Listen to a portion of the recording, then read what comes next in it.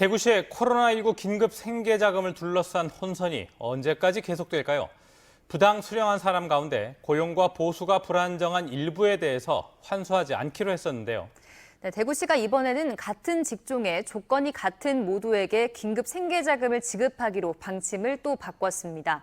더 많은 시민이 혜택을 보는 것은 환영할 일이지만 엉성한 일처리로 행정에 대한 불신을 키웠다는 비판이 나오고 있습니다. 윤태호 기자입니다.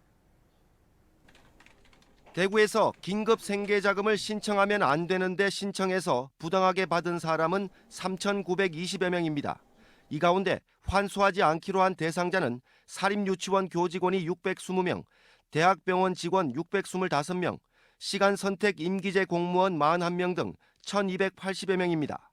코로나19 사태로 고용과 보수가 불안정하거나 의료 현장에서 헌신한 사람, 그리고 공무원이지만 사실상 비정규직으로 봐야 하는 사람들입니다. 그런데 대구시가 같은 직종에 근무하면서 중위소득 100% 이하 건강보험료를 납부하는 나머지 모두에게도 생계자금을 지급하기로 했습니다. 신청 대상이 아니라는 것을 알고 신청하지 않은 만큼 이들도 구제하는 것이 공평하다고 판단한 겁니다. 그 이의 신청만 인용해주게 되면은 이의 신청 안 하신 분들은 기회가 없지 않습니까? 전부 다 구제가 되거나 형평성 차원에서 좀 문제가 없게 되는 거죠.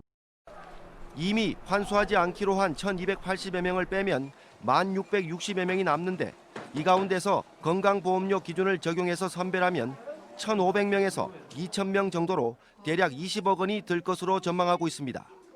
더 많은 시민에게 생계자금 혜택을 주기로 한 것은 분명 환영할 일이지만 애초부터 부적합자를 가려내지 못하고 환수하려다가 번복하고 또 지급 대상을 늘리기로 하면서 행정에 대한 불신을 낳고 있습니다. 가장 중요한 가치는 빨리 드리는 거였거든요. 하루도 빨리. 상대적으로 가장 빨리 드린 거는 맞고요. 다만 그렇게 빨리 드리다 보니 좀 준비가 부족했던 측면이 분명히 있습니다. 당초에 전체적으로 설계가 잘못되었고 그 설계를 바탕으로 해서 땜질식으로 그때그때 보수만 하다 보니 더 큰 지금 그 형평성 논란을 야기하고 있는 것이 대구시의 긴급생계자금이다. 이번 결정은 대구시가 선제적으로 주도한 것이 아니라 민간 위원들이 참여하는 코로나19 서민생계지원위원회의 권고를 대구시가 받아들이는 형식으로 이뤄졌습니다. MBC 뉴스 윤태호입니다.